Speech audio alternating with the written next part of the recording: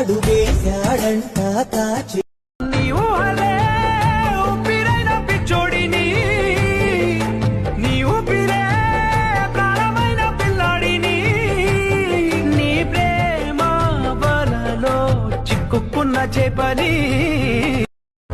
ధర్మం ఇలాగే ఉంటుంది.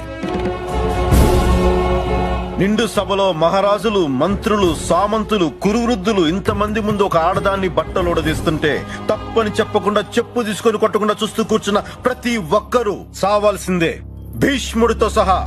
తప్పు చెడ్డవాడితో చేతగాని వాడితో కాదు మిత్రమా, చెయ్యగలిగి చేయకుండా మౌనంగా ఉండే నీలాంటి వాళ్ళ.